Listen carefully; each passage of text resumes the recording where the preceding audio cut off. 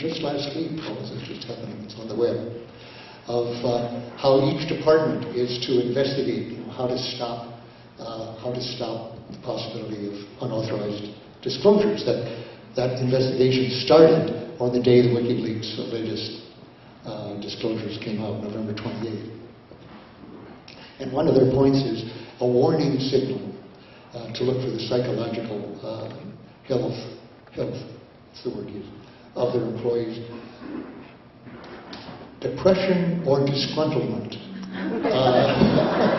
Depression or disgruntlement is in the employee possibly. Well, presumably what they're thinking is that the person is drinking heavily, his marriage is already faltering, he's got money troubles or various things. And I guess they're thinking, and in those circumstances, you just say, I think I'll go to prison for life.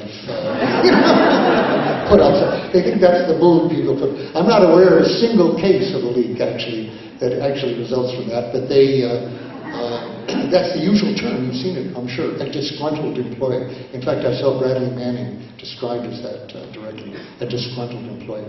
It reminds me, I was on my second arrest at Crawford a year or two ago, at Bush's, 2 years ago, at Bush's Ranch.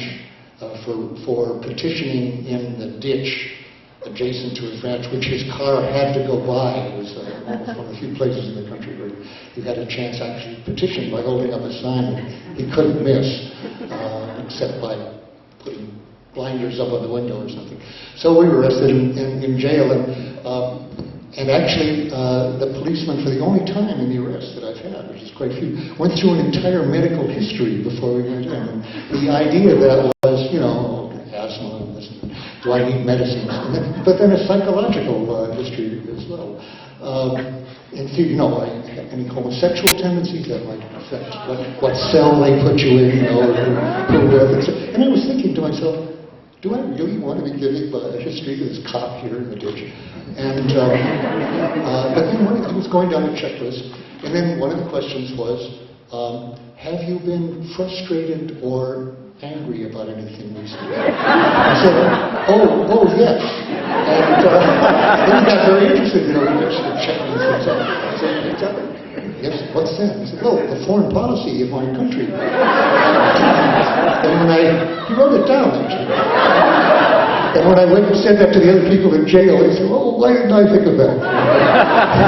Well, that's very relevant here, because really, Manning was disgruntled and depressed.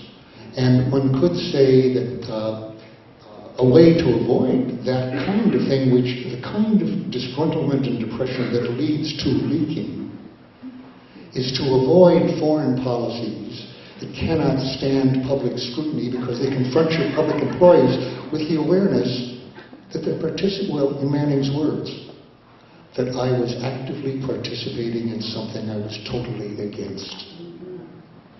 Now that's depressing in part, and a room for disgruntlement. I'll get in just a moment to precisely what that was, because I realized that it corresponded to my own life very closely. So one thing would be to avoid those policies, you would say. And the other thing would be, if you have evidence that somebody is critical of, skeptical, or disturbed by the policies which they are being asked to implement, because they report them to their superiors, that's a warning. That's what Manning did do. When he discovered that he was, as an intelligence specialist, was gathering up suspects, Iraqi suspects, to be given to Iraqi authorities. And we discovered two things: that we knew they were to be tortured, and were tortured. As the logs that he released on Iraq showed, they were routinely tortured, and often Americans were present. We knew they'd been tortured, and we saw them later. And under international law and domestic law, it was our obligation to do what we could to stop that, not just to protest it, but to stop it. In the first instance, by not giving them to authorities who are going to torture them.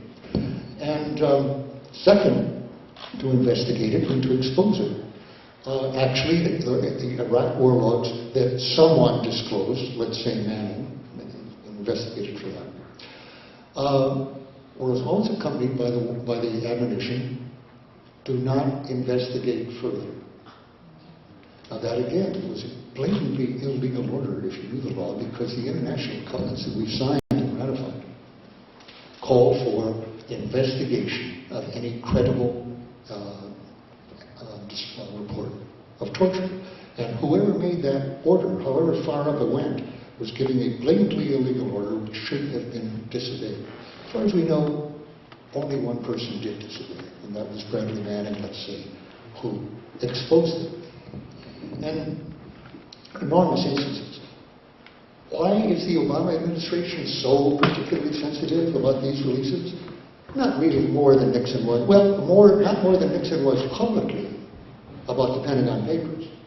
He tried to have prior restraints and was hurting national security. Any release would hurt national security, just as they're saying about WikiLeaks.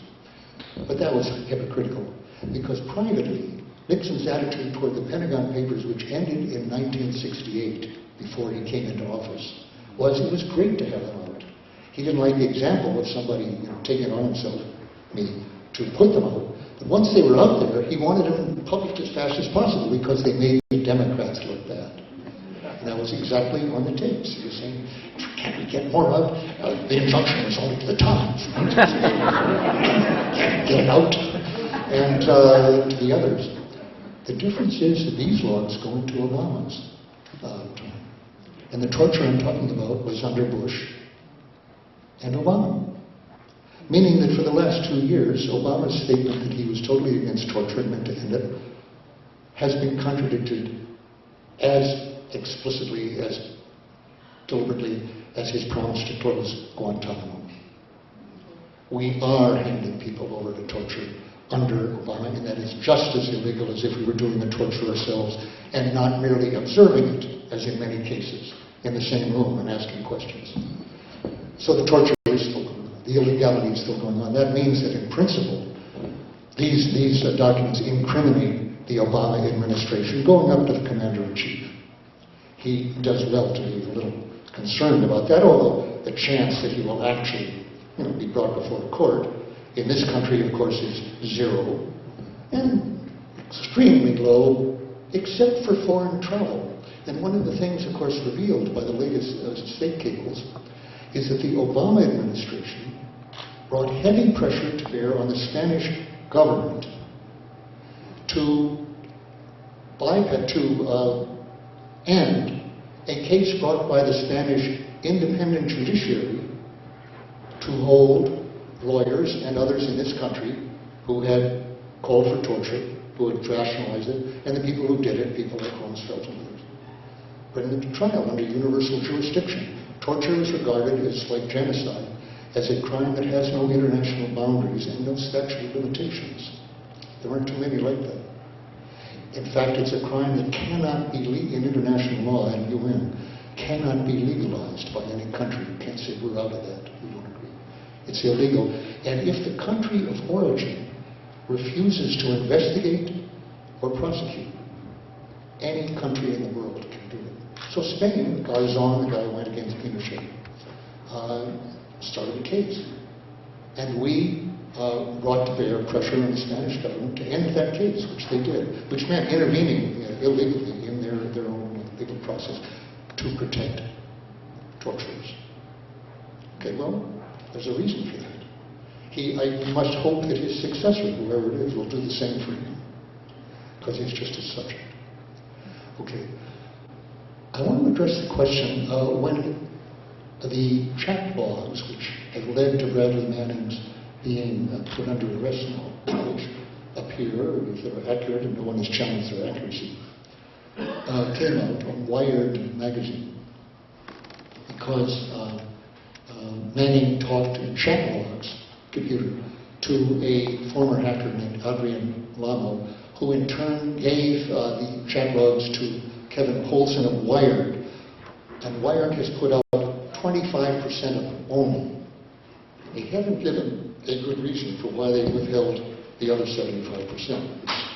It's subject to a great controversy that's going on right now of whether they're complicit in this whole process. But anyway, in those logs, taking them for what they are, as I said earlier, Manning